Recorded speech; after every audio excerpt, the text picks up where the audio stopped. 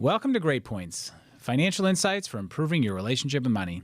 I'm Matt Schroeder, certified financial planner and director of financial planning with Great Point Wealth Advisors, a fee-only registered investment advisory firm with offices in Boston and Danvers, Massachusetts. Welcome back to another monthly tip for our newer investors and some of our younger planners. Once again, I'm joined with my guest host here, Brandon Parker. Welcome, Brandon. Thanks for having me today, Matt. So as we kind of turn the calendar to June, we're kind of beginning talking about maybe some lighter topics. We've talked a lot about investing in taxes and savings and more kind of the nuts and bolts of financial planning. Today we're going to talk about the idea of networking. So understanding the financial impact of having a solid network of people around you and continuing to invest time to build that network. So we're going to talk a little bit about a couple different components. One, when you're looking for a job, that's one form of networking. There's other times when you're in a job and, you might think, well, I'm working, why would I need to keep networking? So kind of the internal networking within, businesses and inside the companies as well as inside industries. And then just some general ideas and tips of how to kind of make it a habit of networking, even if it's not a skill. Like any type of thing, you have to keep exercising it. So, Brandon, when we talk about, let's talk a little about, how we met.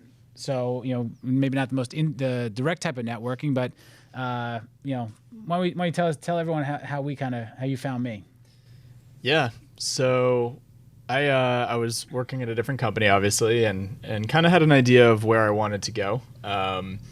But I also didn't know everything that I needed to know to kind of make that step. So started just honestly looking around, try to understand what kind of firms I might be looking at. Was able to find Great Point Wealth Advisors online and kind of just went to their website, checked out all the information about the company, and happened to come across the podcast. So that was a way that I could actually get a direct voice for who Matt Schroeder is and what he cares about and how he goes about his business. So listened to a couple episodes and reached out to Matt. Initially just honestly looking to learn more about the business and about how, he runs his business, as it was an area I wanted to kind of get into. And the more we talked, I think we realized there were some good commonalities in how we wanted to approach things, and there might be an opportunity. So it was one of those things that, I reached out to other firms as well and talked to a few other folks, but, part of networking is you don't know exactly where it's going to go. The action itself can kind of, take you to what that next step is, even if you didn't know what the answer was before you started. Yeah, and our firm is a smaller firm, so when it comes to, we didn't necessarily have a job posted online. There was nothing to apply for, but just being kind of proactive kind of opened up that door. And as we kind of talk about, I guess we'll kind of stay on the topic of job searching. So if you're listening to this podcast and at some point you're thinking I might want to get a new job, not everyone stays with the same employer for 30, 40, 50 years. So, changing jobs is normal. Networking within the job search is extremely important. When you look at, the advancements of AI and ChatGPT and things that are coming on board for artificial intelligence in the job search, and more important for the employer, reading resumes and assessing, people's skills. I forget the statistic. I'm not sure if you've seen any recent articles on it, but the amount of people that are actually the first person to read your resume usually isn't a human being. It's some type of algorithm or search engine that is scanning your resume for keywords or facts or things that might either put you in the yes pile or definitely not pile. So when you're building your resume, it's nice to have a human voice in there. So, I'm not sure if you can remember, besides finding me, your last job search or friends that have been seeking for jobs lately, what are they doing for networking if their motivation is to find a new job?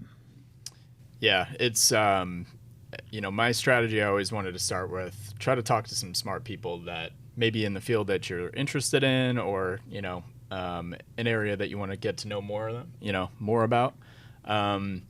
So that's a good first step. And then when you start to get an idea of what you're actually looking for, get to know a couple people that, even if it's indirect, they might know somebody that knows somebody and can at least put a face to your resume.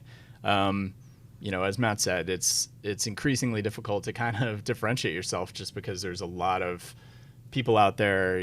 There's this ability to scale that maybe wasn't there 30, 40 years ago. And, now people can work from anywhere as well. So you have an even broader audience that you might be competing against. But the idea is, if you can kind of build some kind of connection with where you're looking and at least put a face to your resume, you're that much more likely to actually get a call back or even get a first call. So you also learn something along the way. Maybe you learn more about that job or that role that you're interested in, and you realize, oh, you know what? I actually do have some experience that maybe I didn't mention on my resume that would be relevant here. So you can start to include some of the things that they're looking for if you can at least kind of get in front of, maybe it's a hiring manager or maybe it's somebody else at the firm that knows what that role looks like. Yeah, and I think, from a mindset of networking, I'll talk to people and say, well, I've tried that. It didn't work. Networking didn't work. I put my name out there and no one called me back. So they've given up on it. And to Brandon's point, the networking isn't necessarily like you do it and you're guaranteed success. And even if you network for the job you're hoping to get and you don't get it, maybe down the road there's another job they're looking for and they remember your name or some of the things that they had conversations with you that might trigger, hey, before we even go post this job, I'm going to call this person directly because I remember what they were talking about. And even beyond just the job search, you kind of apply the same thing to college searches, whether it's for undergraduate, graduate degrees. I was talking to somebody, and a neighbor of theirs had applied to a pretty prestigious school. I think it was Notre Dame, and they weren't probably the most qualified applicant. But they had like their regional person who was assigned to the Northeast, and they just stayed in touch with them. They sent them some notes about what was happening as they were running through their senior year. And when they finally got the acceptance letter, they actually got a call from that regional director, and the director said, "You know what? As I mentioned, you probably weren't the most qualified candidate, but you were the only person of my, let's say, 100 people that she had in her area that ever reached out to me and communicated with me and told me what was happening in your life, and that really resonated with me. And I think the selection committee took my nomination a little bit more effectively. So networking isn't just, hey, I need something, can I have it? It's about building a good circle of people that when the opportunity arises might be able to advocate for you or just put a voice to a name beyond that. I think where networking can get a bad rap is, if you ever attend a networking event per se, what it's basically is it's usually a lot of salespeople in the room. So most people think, well, if I'm not in sales, I don't need to do networking. And everyone in sales is constantly being told they don't network enough. So the people that probably should be doing the most networking don't always do it because it's not the easiest task or thing to do because they know they're going in there trying to sell something. But I think disconnecting the idea of networking from sales is important for a lot of people out there. And especially when we talk about kind of the professional development aspect of it. So I worked, my first job was in a large company, and for 10 years, they kind of talked about, networking inside the company. And I didn't fully understand the concept because I'm like, well, I already have the job. Why would I need to network? The company's not going to hire me again. Why do I need to network? And, we're talking offline about Brandon and, your past career. It's a little more recent and relevant. So, when you talk about kind of networking, let's say, so you have the job, whether you're an entry level, you're a mid-level or whatever it may be, why is it important to network even while you're in the job? And what were some of the things maybe you were taught to do or you taught people or coached people to do? Yeah. So my previous job, I was at a company of about 60,000 people. So you could look at it as it's its own economy. There's a million different places you could end up working there. A lot of different job functions and people, frankly, that don't know each other that work together, right? So you end up with, you could look at it as entrepreneurship or something like that where, if you think of that company as its own, sector almost, because it basically is, then, when you put your resume out somewhere else internally, you're still going up against a huge number of people.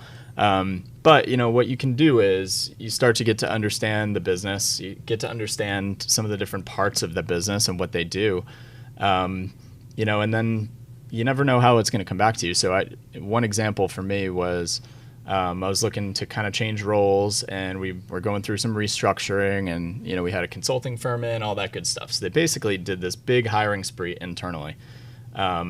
And I had never networked a ton, but there was one or two people that I did, and it ended up working out well, where I didn't know this was going to happen. It was kind of pure luck, but at the end of the day, one of the women that I got to know a little bit just through getting coffees and, kind of chatting ended up being on kind of like the hiring committee for a group. And when my resume came across, she knew who I was and she knew a little bit about me and a little bit about what made me tick. And all of a sudden, she could kind of color in some of the things that I'd accomplished. So, when even internal to a company, you don't know where it's going to go. A secondary thing that happens quite a bit, especially at bigger companies, is, a lot of times you depend on other departments or other groups that you don't work with regularly, but every once in a while you kind of cross paths and you depend on them to get things done.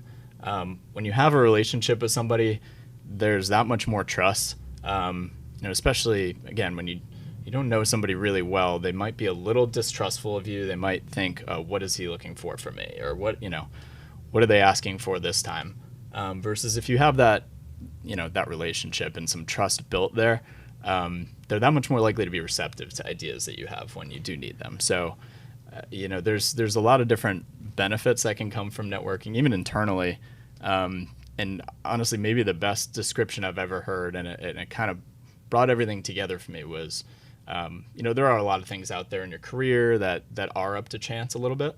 But one of the things you can do to really increase your impact and your own chances to have good luck is just get out there and network. There's a guy I follow on Twitter named Sahil Bloom, and he described it as your luck surface area. So if you're expanding your network, you're expanding this opportunity, and you're going to hear a lot more opportunities that come your way than if you didn't have that network. So the larger you can kind of make that surface area, the more likely you are to catch something with that net. So I thought it was a really cool metaphor to explain a little bit of the value of networking, whether it's internal or external to your company. Yeah, and the old saying that luck favors the prepared mind. So, Absolutely. Luck is a factor of life, but if you're, sometimes the good things happen to people and they're not ready for them and they just go right by them. Yeah. Stephen Covey talks similar about the idea of kind of, you have this circle of influence and the circle of control. And the things you can influence, if you spend a lot of time, focusing on the things that you can influence and less on the things you can control, you're going to probably be frustrated because, so you can directly control how many people you invite to have a cup of coffee, which you can influence how many of them say yes. So if all you do is worry about how many said yes versus, focusing on the things you can control, the more you spend time focusing on the things you can control, your sphere of influence and the people that you can get to really starts to increase. And as Brandon was talking about, kind of that interdisciplinary requirements and kind of relying on other people, think about if you were building a house. And, I talk to general contractors from time to time, and one of the biggest frustrations is, well, we've got this plan to build a house, we've got timelines, but I need the electrician to show up at a certain time. And if the electrician doesn't show up, then the plumber can't come back, and then I can't get the inspector in, and then the fire alarms, and it just screws up the whole plan. And sometimes you'll hear, well, I had the electrician lined up, but then he went to another job. And what it's probably is, if that electrician has to choose between two jobs to go to, he's going to go to the one for the general contractor that's maybe a little nicer to him, or he knows a little bit better, or has asked once or twice about things outside of, hey, did the job get done? Maybe he knows about his family or things that are happening in his life. So when you think about networking, and I kind of want to talk to that idea of, like, most people think networking is a professional industry. So if you're not in sales, marketing, if you're not in a corporate America, you don't need to network. But if you're considering the trades, if you're a plumber's apprentice, or you're thinking about, well, I work in landscaping, I don't need to network, there's an unbelievably missed opportunity. And when you think about the financial impacts that could have over your life, no matter what job you're in, you want to continue to sharpen the saw as someone who networks. And if let's use you're a plumber's assistant or a plumber's apprentice, and the job is you work for your boss, you get your master license, and then maybe you continue to work for that company, or maybe you go start your own company. So you think, well, I've got to do this for 5 years, and I don't know if that's really the right timeline. I'm just making this up, but I don't even I don't have to network for the next 5 years, because all I can do is just be an apprentice for my current job. You just never know. So, some reasons why, if you're the plumber's apprentice or associate, why you want to keep networking, or some people you might want to think about networking, might be just other plumbers, because they've gone through the same thing. They might have some tips on just, the career path and how to manage it, some of the frustrations. They might have some techniques that you might pick up on by just hanging around with other plumbers. And outside the plumber world, you might network with an electrician apprentice, because if you're both going through the same things 5 years from now, when your apprenticeship ends and you decide, hey, you know what, we're going to go create our own thing. Right now, you might have your own little network of a plumber, a carpenter, other people that you're going to step right into a whole kind of circle that could build a house together. If you wait 5 years to then find those people, what you tend to find is the people that are left are the other people that weren't networking. So if you think about, the most successful people are probably going to be the ones who understand that, being a good electrician isn't just about fixing the electric. It's about understanding the whole thing and having people around you. The earlier you start down that path, it's going to make you a better electrician. And if you're networking with people who also understood that as plumbers and carpenters, they're probably the best of the best in their industry, because they're getting different exposure and knowledge from other things. So, when you think about networking, hopefully you're in a job that has a good longevity and you're good job security. And so you're not worried about doing it because there's a fear path, but there's always opportunities. So in the professional development, no matter what your industry is, block off an hour to just maybe you just have a journal and you write down, people that I'd like to meet, people that I know and I could meet. So there's a couple of different ways you can attack this, but really just that the value of that network when it comes to your financial stability long term.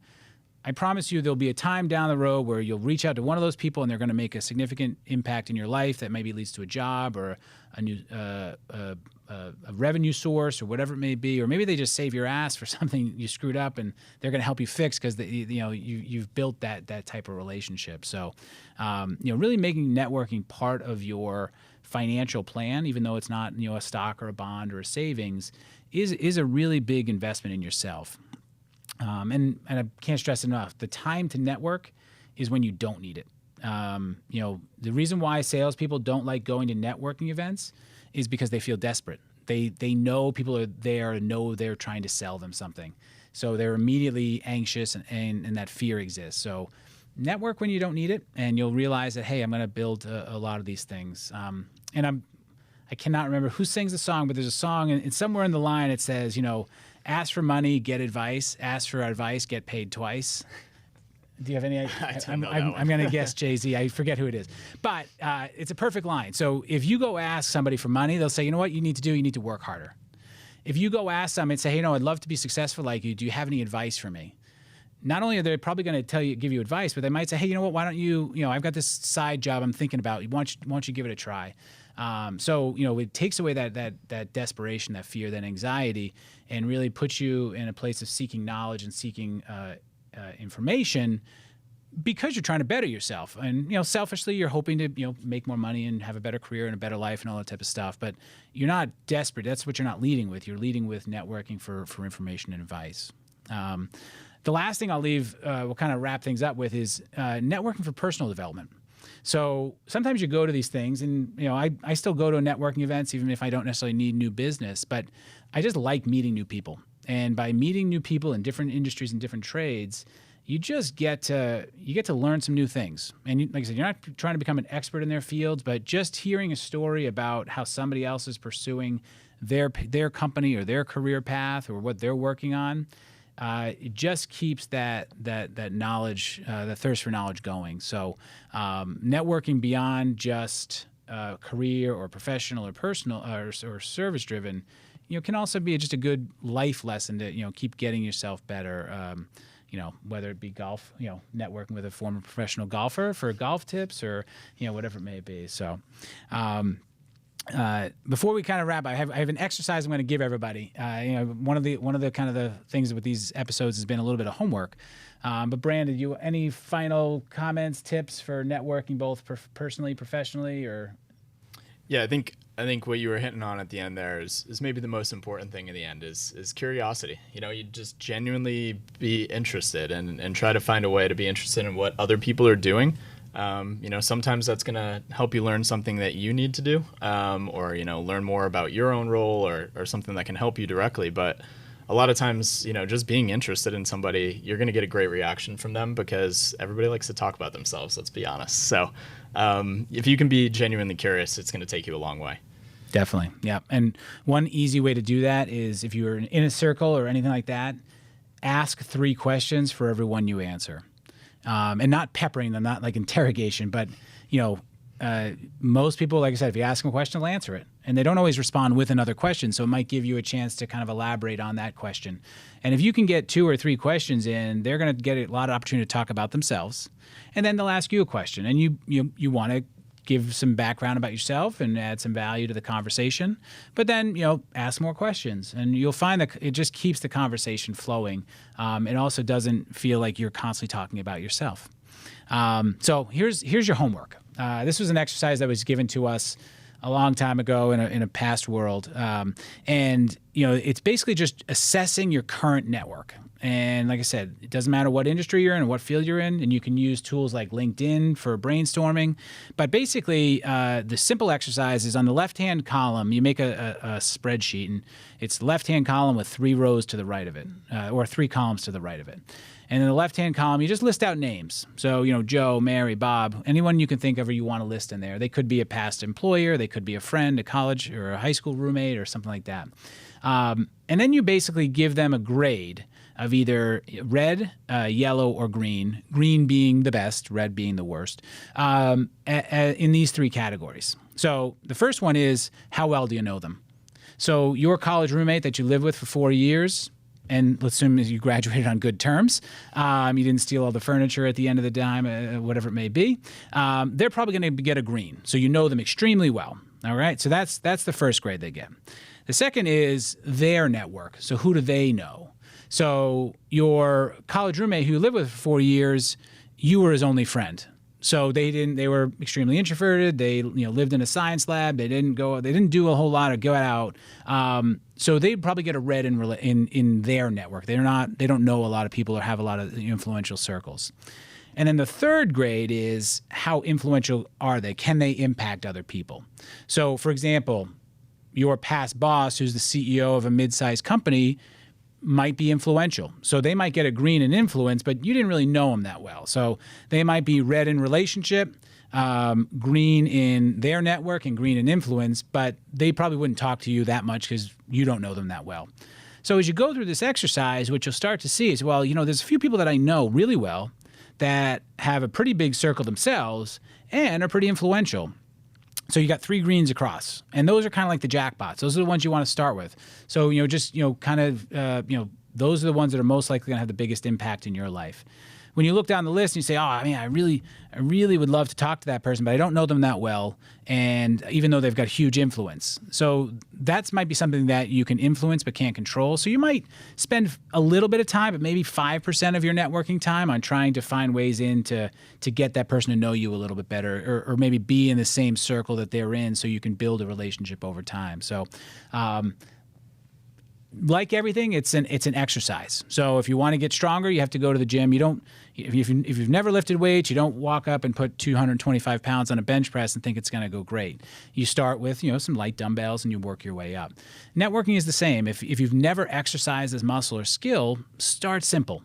Just ask a friend, hey, let's go out for a cup of coffee or a beer, and I'm just curious, have you ever networked? What do you do? How do you do it? So you can start by just being curious about networking and learning from people, and then you'll slowly evolve that muscle and keep working it until you find, hey, you know what, I see how meeting people can, grow my career, grow my personal or professional development. And I also see, as I'm networking, I see that I even though I don't think I know people, I actually have a pretty good group of people that I know that might be worthwhile to help somebody else. So you start to see both your value to other people, but also how to leverage effectively the value of the people around you. And ultimately, if you follow that kind of win-win mentality, if it's good for them and it's good for me, what's the harm? And that's a little bit about networking. So, I can't put it dollars and cents. The past ones we've talked about, hey, if you save $100 a month, it's going to be $38,000 when you're retired. Super easy. It's math. Networking is more of an art, but like good art, it appreciates in value. So continue to, work on that skill, invest a little bit of time this summer and maybe building your network. If you're, whatever you like to do for fun in the summer, try to maybe, make it part of your networking plan. So, I think that's all I have today for about networking. Like I said, continue to listen, do your homework. Brandon, any closing thoughts or comments? No, I think that was great. Yeah, awesome. Well, thanks for being here. And until next month, this is Great Points. Now, I hope you can apply some of what you heard today to improve your relationship with money. And thanks again for listening. Until next time, on Great Points with Matt Schroeder. Great Points is hosted by Matt Schroeder. Great Point Wealth Advisors is a registered investment advisory firm regulated by the Securities and Exchange Commission in accordance and compliance with the securities laws and regulations. Great Point Wealth Advisors does not render or offer to render personalized investment or tax advice through Great Points. The information provided is for informational purposes only and does not constitute financial, tax, investment, or legal